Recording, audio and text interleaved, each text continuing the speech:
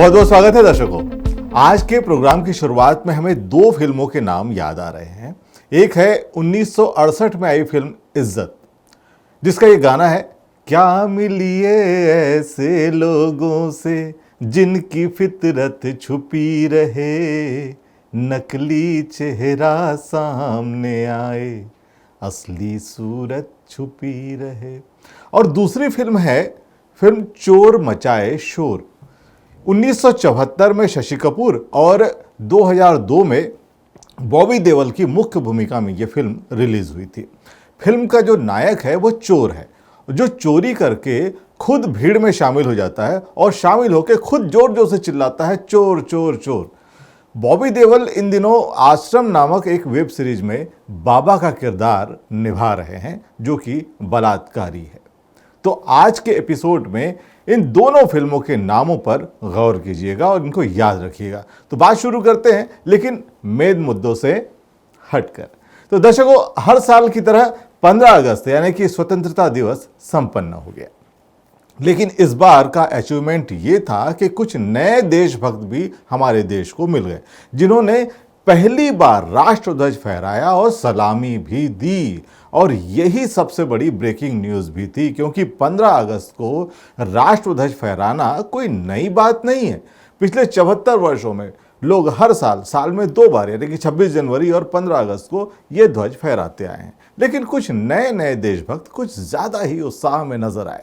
मुझे तो वो पुराने दिन याद आ गए जब मोहल्ले में कोई नया टेप रिकॉर्डर या म्यूजिक सिस्टम लाता था, तब 1-2 हफ्ते तो फुल वॉल्यूम में बजाता था और घर के बाहर दरवाजे पे खड़े होकर ये देखने की कोशिश करता था कि मोहल्ले के लोगों की प्रतिक्रिया क्या है। कैसेट में भी दो तीन ही कैसेट्स होती थी, तो बार बार वही गाने सुन के लोगों को, मोहल्ले के लोगों को इरिटेशन होने लगता था। फिर जब तक उसके म्यूजिक सिस्टम की तारीफ ना कर लो, उसका वो प्रदर्शन जारी रहता था। बहरहाल, एक लोकोक्ति भी तो है, नया मुल्ला अल्लाह ही अल्लाह पुकारता है। लेकिन इस चक्कर में कई बार गलती भी हो जाती है। अब देशभक्ति दिखाने को कहा, इसलिए दिखा तो दी, लेकिन अपने अंदर की असलियत को ज्यादा देर तक छुपा नहीं पाए। उत्तर प्रदेश महाराजगंज के एक सरकारी स्कूल में 15 अगस्त स्वतंत्रता दिवस पर आयोजित कार्यक्रम में बालाएं छात्रों के संग अश्लील डांस करते हुए नजर आई। और खास बात यह कि इसका अरेंजमेंट खुद टीचर्स ने किया था। बताइए, वो भी क्या करे, अब उनको इन्हीं सब की तो आदत है। कोई भी उत्सव हो तो इस तरह की बार गर्ल्स को बुलाकर एंजॉय करने की जो संस्कृति है वो उनकी पुरानी संस्कृति है। आज़ादी का अमृत महोत्सव में जश्न मनाने का आदेश हुआ तो टीचर्स को लगा कि आज़ादी का जश्न है तो बैचलर पार्टी जैसा कुछ आज़ादी वाला उत्सव होगा। हमेशा की तरह बुला ली उन्होंने बार गर्ल। अब उनको लगा देवेंद्र मतलब देव इंद्र के दरबार में जैसा कुछ मामला कुछ होगा। रही सही कसर बनारस हिंदू विश्वविद्यालय ने पूरी कर दी। काशी हिंदू विश्वविद्यालय BHU के भारतीय प्रौद्योगिकी संस्थान यानी कि IIT के विद्यार्थी राष्ट्रीय ध्वज फहराने के बाद अश्लील बोल्ड भोजपुरी गाना बजाकर नाचने लगे। वैसे जिस तरीके से इस बार राष्ट्रीय ध्वज के नियमों में शिथिलता दी और घर घर पहनाने का आदेश जारी किया, तो राष्ट्र के प्रतीक इस ध्वज की जितनी फजीती हुई उतनी पहले कभी नजर नहीं आई। ये नगर निगम की कूड़ा ढोने वाली बुग्गी है और ये आगे भी खड़ी है। और जो तिरंगे का जो मोदी साहब ने बोला था भाई हर घर तिरंगा हो, उस तिरंगे की देखो कैसे इज्जत दांव पे लगी हुई है। एक तो मोदी जी के आह्वान को प्रशासन ने अनिवार्यता में बदल दिया, फिर इस चक्कर में भारी मात्रा में झंडों की जरूरत पड़ गई। मुनाफे के चक्कर में व्यापारियों ने अजीब आकार प्रकार के झंडे छाप दिए। कहीं से रिजेक्ट हुए, लाखों झंडे वापस भेजे गए। तो कहीं पर यह समाचार आया कि खरीदारी में कमीशन की बात सामने आई। फिर कमीशनबाजी से खरीदे गए झंडे अधिकारियों ने इस्तेमाल भी कर लिए। बड़े उद्योगपतियों ने भी इसकी जांच नहीं की और असमान अनुपात वाले झंडे लेकर तस्वीरें खिंचवा ली। एक और वीडियो सामने आया जिसमें एक बंदर झंडा लिए यहां वहां कूद फांद कर रहा है। लोगों ने कमेंट किया कि बंदर के लिए तो हर चीज खिलौना है, फिर चाहे वो राष्ट्र की अमूल्य धरोहर हो, संपत्ति हो, अस्मिता हो या फिर प्रतीक हो। घर घर तिरंगा के चक्कर में कई हादसे भी हुए। बिजली के तारों को छू लेने से कई घरों के चिराग बुझ गए। इधर पीएम मोदी ने लाल किले की प्राचीर से देश में महिलाओं के प्रति लोगों के व्यवहार का मुद्दा उठाया। प्रधानमंत्री ने कहा, हमारे आचरण में विकृति आ गई है और हम भी कभी कभी महिलाओं का अपमान करते हैं। पीएम ने कहा कि हमारे बोलचाल में, हमारे व्यवहार में, हमारे शब्दों में हम नारी का अपमान करते हैं। क्या हम स्वभाव से, संस्कार से, रोजमर्रा की जिंदगी में नारी को अपमानित करने वाली हर बात से मुक्ति का संकल्प ले सकते हैं? मोदी यह बोलते हुए कुछ भावुक दिखे। इन लाइनों को बोलते बोलते वो कुछ देर के लिए रुक रुक कर खामोश भी हो गए। हो सकता है उनको पश्चिम बंगाल का वो इलेक्शन याद आ गया हो। आपको कुछ याद आया जब उन्होंने दीदी ओ दीदी कुछ इस अंदाज में बोला था कि सभी सुनने वालों को शर्म आ गई थी। ओ दीदी, दीदी, ओ दीदी। ये कांग्रेस की कौन सी विधवा थी? भाइयों बहनों, बता दीजिए, इस देश में कभी किसी ने 50 करोड़ की गर्लफ्रेंड देखी है? 50 करोड़ की गर्लफ्रेंड। मेरी आपको प्रार्थना है, रेणुका जी को कुछ मत कीजिए। रामायण सीरियल के बाद ऐसी हंसी सुनने का आज सौभाग्य मिला है।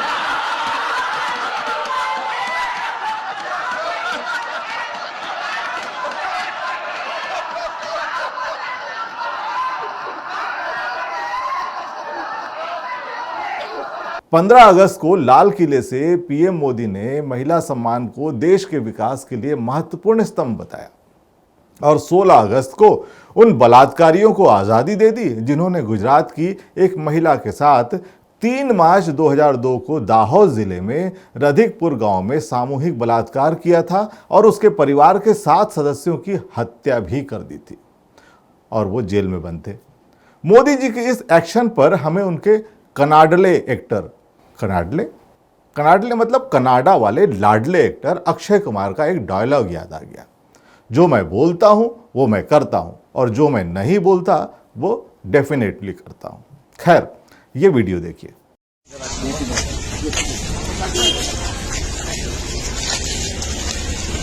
आपको लग रहा होगा ये लोग कोई बहादुरी का काम करके लौटे हैं, लेकिन ये बलात्कारी हैं जो गुजरात सरकार की माफी योजना का लाभ लेकर जेल से छूट गए हैं। और तो और स्वागत करने वाली भी महिलाएं ही हैं। महिलाओं ने तिलक लगाया और पुरुषों ने भी दूध मेवे से बनी हुई मिठाई खिला दी ताकि वे उनका पुरुषत्व बढ़े और वो और भी बलशाली बने। ये शूरवीर, मेरा मतलब है कि सुअरवीर, फिर से कोई नया कारनामा करें। वैसे बलात्कारियों का पक्ष लेने में, उनके समर्थन में तिरंगा यात्रा निकालने जैसे पराक्रम ये लोग तो कर चुके हैं। गुजरात के विधायक राहुल जी ने बताया कि सारे बलात्कारी ब्राह्मण थे इसलिए छोड़ दिया। बताइए, हालांकि बलात्कारियों को भगवान मानने की प्रथा कोई नई नहीं है। इधर कांग्रेस वाले पूछने लगे कि असली नरेंद्र मोदी कौन है? असली नरेंद्र मोदी कौन है? जो लाल किले की प्राचीर से आकर झूठ परोसते हैं या जो अपनी ही गुजरात सरकार से बलात्कार के अभियुक्तों को रिहाई का आदेश दिलवाते हैं? कांग्रेस पार्टी और यह देश जानना चाहता है। अरे भाई, ये सवाल तो पूरा देश पूछ रहा है। जो गुजरात के मुख्यमंत्री थे वो असली हैं या जो प्रधानमंत्री हैं वो असली हैं? क्योंकि वो वहां जिन बातों का विरोध कर रहे थे, यहां आकर वही सब करने लगे। पवन खेड़ा ने आरोप लगाया कि निर्भया कांड में पूरे समाज ने, मीडिया ने एक आवाज में अपराधियों के खिलाफ मुहिम छेड़ी थी। आज बिल्किस बानो के अपराधियों की रिहाई पर वो चुप क्यों है? अगर आज हमने एक दूसरे से ये सवाल नहीं पूछा तो इस समाज को सड़ने से हम रोक नहीं पाएंगे। खेड़ा जी, आपकी बात तो बिल्कुल सही है, लेकिन जब आपके राजस्थानी मुख्यमंत्री से मीडिया ने सवाल पूछ लिया कि राजधानी जयपुर में एक महिला शिक्षिका को जिंदा जला दिया गया, उस घटना पर क्या कार्रवाई हुई, तो गहलोत जी इधर उधर देखने लगे। उनको तो पता ही नहीं था कि ऐसी कोई घटना हुई है। जालोर में जो हादसा हुआ और महिला को जिंदा जला दिया राजस्थान में। वहीं जालौर की घटना पर कांग्रेस भी वही बोल रही थी जो बीजेपी के विधायक का बयान है। इसमें तो जांच होने से पहले ही अग्रवाल जी का एक अखबार खुद एसीपी प्रद्युमन बन गया और बता दिया कि जिस घड़े को छूने से पिटाई होने की बात हो रही है वो घड़ा है ही नहीं। इस स्कूल में टीचर और विद्यार्थी सब बाहर लगी एक टंकी से पानी पीते हैं। पत्रकार दिलीप मंडल ने पूछ लिया कि जालौर में तो 47 डिग्री से ज्यादा तापमान पहुंच जाता है। आश्चर्य है कि धूप में रखी इस टंकी से टीचर पानी कैसे पीते होंगे। सोशल मीडिया ने भी पूछ लिया कि कोई ऐसा स्कूल बता दो जहां टीचर और विद्यार्थी एक ही नल से पानी पीते हैं। फिर सोशल मीडिया में मटकी रखने की वाली जो जगह है उसकी फोटो भी आ गई। लोगों ने कहा कि ये मत कह देना कि ये मटका स्टैंड नहीं बल्कि टीवी स्टैंड है। वहीं कुछ टीचर बच्चों को ये रटवाने लगे कि मीडिया वाले आए तो ये जवाब देना। नरेंद्र प्रताप यहाँ पे कल से वो खबर वगैरह वायरल हो रही है कि बच्चों के मटके से पानी पिया था और मास्टर ने उसकी पिटाई की और बच्चा मर गया। तो यहाँ पे पानी आप मटके से पीते हो कि वॉच से पीते हो? मटका है ही नहीं, सब वॉच से पानी पीते हो सब बच्चे ना? हाँ, तो क्योंकि सब लोग कह रहे हैं कि मटके से पानी हाथ लगाया था एक दलित बच्चे ने और मास्टर ने उसको पीटा, इसके लिए उसकी डेथ हो गई है। तो ये बात मतलब गलत है कि मटका यहाँ पे है ही नहीं स्कूल में। सब हौद पे बहुत बड़ा हुआ है, हौद पे टूटी लगी हुई है, सब उससे पानी पीते हैं। ठीक है ना? ये सीन देखकर वो जमाना याद आ गया जब स्कूल में इंस्पेक्शन के लिए ऑफिसर्स आने से पहले बच्चों को जनरल नॉलेज की कुछ चीजें रटवा दी जाती थी। कई स्कूलों में तो नकली विद्यार्थी भी बैठा दिए जाते थे। अच्छा, असली नकली से याद आया, नकली पुलिस अधिकारी की खबरें तो आपने कई बार पढ़ी होंगी, सुनी भी होंगी, लेकिन बिहार में इस बार एक पूरा का पूरा नकली थाने का पर्दाफाश हुआ। बांका जिला मुख्यालय में पिछले 8 माह से यह फर्जी थाना चल रहा था और किसी को पता तक नहीं था। इस थाने के नाम पर गरीब लोगों से पैसा ऐंठने का काम चल रहा था। शहर बांका थानेदार ने बताया कि इस गुप्त सूचना के आधार पर किसी अपराधी की गिरफ्तारी के लिए छापेमारी करके जब वो थाना लौट रहे थे, यानी कि असली थाने लौट रहे थे, तभी बांका गेस्ट हाउस के सामने सड़क पर एक अनजान महिला और युवक को पुलिस की ड्रेस में देखने के बाद उनको शक हुआ। उन्होंने पूछताछ की, पता चला कि वो भी एक थाने के कर्मचारी हैं, लेकिन वो पूरा का पूरा थाना नकली है। खैर, हम बात कर रहे थे महिलाओं की इज्जत वाले भाषण और बलात्कारियों के स्वागत की। इधर बिहार के पूर्व उद्योग मंत्री शाहनवाज हुसैन पर बलात्कार का केस दर्ज कराने का आदेश कोर्ट ने दे दिया है और उधर केरल में कोझिकोड के सेशन कोर्ट ने बलात्कार के एक अभियुक्त को जमानत दे दी और उल्टा पीड़ित महिला पर यह आरोप लगा दिया कि उसके साथ इसलिए ऐसा हुआ क्योंकि महिला ने यौन उत्तेजक यानी कि सेक्सी कपड़े पहन रखे थे। अच्छा, कोर्ट से याद आया कि उच्चतम न्यायालय ने केंद्र सरकार से कहा कि वह भारतीय फुटबॉल को बैन करने के मामले में फीफा के साथ अच्छे तरीके से उठाए। दरअसल भारतीय फुटबॉल से जुड़े संगठनों के आपसी विवाद के बीच federation international de football association FIFA ने अखिल भारतीय फुटबॉल महासंघ AIFF को 14 अगस्त 2022 से सस्पेंड कर दिया है, बैन लगा दिया है। सस्पेंशन के कारण भारत से अंडर 17 महिला विश्व कप की मेजबानी भी छिन गई है। बात यह है कि फीफा के नियमों के अनुसार AIFF अखिल भारतीय फुटबॉल महासंघ के चुनाव होने चाहिए, लेकिन भारत के नेता ऐसा होने नहीं देना चाहते और बिना चुनाव कराए हमेशा अध्यक्ष बने रहना चाहते हैं। लगभग सभी खेल संघों का यही हाल है। खिलाड़ी नहीं बल्कि राजनेता इसके मुख्य पदों पर बने रहकर जम के मलाई काटते रहते हैं, फिर चाहे वो BCCI हो या कोई और खेल संगठन। इधर पूर्व क्रिकेटर विनोद कांबली की आर्थिक हालत खराब है। उन्होंने बताया कि वो पैसे नहीं कमा पाए, जबकि सचिन तेंदुलकर और विनोद कांबली ने एक ही गुरु से खेल सीखा और बेहतर परफॉर्मेंस भी कर रहे थे। लेकिन शुरुआती दिनों में ही जब उन्हें शक हुआ कि मैच में फिक्सिंग का भ्रष्टाचार हो रहा है तो उन्होंने मुखर होकर इसके खिलाफ आवाज उठा दी और नेताओं की अध्यक्षता वाले बोर्ड ने उनको साइड लाइन करके सचिन को क्रिकेट का भगवान बना दिया, क्योंकि उन्होंने फिक्सिंग से उनको कोई दिक्कत नहीं थी। इधर बीजेपी के मुखर सांसद सुब्रमण्यम स्वामी ने अपनी ही पार्टी पर आरोप लगाया कि जब से मोदी जी आए हैं पार्टी में संविधान बचा ही नहीं है। पहले पार्टी पदों को भरने के लिए पार्टी और संसदीय दल के चुनाव होते थे, लेकिन अब सिर्फ मोदी की पसंद से पद भरे जाते हैं।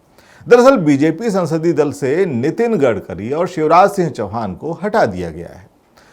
गडकरी मोदी के तगड़े कॉम्पिटिटर माने जाते हैं, इधर केंद्रीय मंत्री हरदीप सिंह पुरी ने ट्वीट करके बताया कि एक ऐतिहासिक फैसले के तहत सभी रोहिंग्या शरणार्थियों को दिल्ली के बक्कर वाले इलाका में EWS फ्लैटों में शिफ्ट किया जाएगा। उन्हें मूलभूत सुविधाएं भी दी जाएंगी और 24 घंटे उनको पुलिस की सुरक्षा भी मुहैया कराई जाएगी। अब बताओ, जो पार्टी रोहिंग्या मुसलमानों का विरोध करते करते लोगों को मुस्लिम के खिलाफ भड़काया, वही पार्टी रोहिंग्या की आवभगत करने की तैयारी कर रही है। इस हड़बड़ाहट में बीजेपी नेता कपिल मिश्रा ने ट्वीट कर दिया कि रोहिंग्या से पहले कश्मीरी पंडितों और अफगानिस्तान से आए हिंदू सिखों को फ्लैट देना चाहिए। मतलब ये कि उनको भी रोहिंग्या से कोई दिक्कत नहीं है अगर कश्मीरी पंडितों को और घर मिल जाएं। इधर ग्राउंड लेवल के भक्त परेशान है कि किस बात का समर्थन करें और किसका विरोध करें। भक्तों के लिए बड़ी परेशानी पैदा करने वाली ये खबर और यूपी से है। योगी सरकार ने कहा कि मुस्लिम चाहे तो 4 शादी कर सकते हैं। शादी को रजिस्टर करने में धार्मिक रीति रिवाजों से किसी भी तरह की छेड़छाड़ नहीं की जाएगी। अब बताइए, असली योगी कौन और नकली योगी कौन? यही हाल भक्तों का बिहार में भी है। बीजेपी के लिए बिहार सिर्फ 24 घंटों में सुशासन से कुशासन में बदल गया और वो समझ ही नहीं पा रहे कि कल तक जिसकी तारीफ कर रहे थे, अचानक उसके खिलाफ मामले लाए कहां से। तो बिहार के नए नए मंत्री को पकड़ लिया और कहने लगे कि इनके खिलाफ मामले हैं तो फिर इनको मंत्री क्यों बनाया। पत्रकारों ने मुख्यमंत्री से पूछा तो उन्होंने बोल दिया, भाई मुझे पता नहीं उनके खिलाफ क्या मामला है, और खुद चल दिए। आपको बता दें कि नई वाली बिहार सरकार अब बिल्कुल भी टाइम बर्बाद नहीं करना चाहती और इसीलिए शपथ के बाद फटाफट मंत्रिमंडल का उन्होंने गठन भी कर लिया और समय बचाने के लिए एक साथ 6 मंत्रियों को शपथ दिलवा दी और काम भी शुरू कर दिया। लेकिन इधर महाराष्ट्र सरकार ने काम शुरू करने के लिए विधानसभा में जब वो आई तो शिवसेना के उद्धव गुट ने नारे लगा दिए, 50 खोके एकदम ओके।